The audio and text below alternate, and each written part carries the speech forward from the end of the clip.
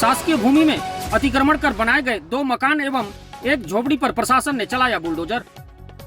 छत्तीसगढ़ के सूरजपुर जिले में खाली पड़ी शासकीय भूमि पर अतिक्रमण करना कोई नई बात नहीं है, लेकिन स्कूल बनाने के लिए आवंटित भूमि भी अब अतिक्रमणकारियों से बच नहीं पा रही है।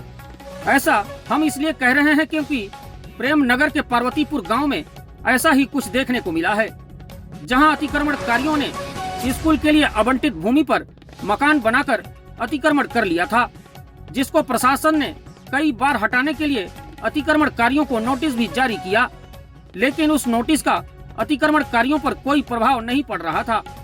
अंततः प्रशासन आज खुद पुलिस बल के साथ बुलडोजर लेकर मौके पर पहुंचा, तब कहीं जाकर शासकीय भूमि पर बनाए गए मकानों को गिराकर उस भूमि को अतिक्रमण मुक्त कराया जा सका। मामला प्रेमनगर तहसील क्षेत्र के पार्वतीपुर का है, जहां पर आज अतिक्रमण कर बनाए गए 2 मकान एवं एक झोपड़ी नुमा घर को बुलडोजर चलाकर ध्वस्त कर दिया गया है। इस कार्रवाई में तहसीलदार माधुरी आंचला एवं उबेंसरपुर चौकी प्रभारी संजय यादव सहित दर्जन भर पुलिस कर्मी शामिल रहे।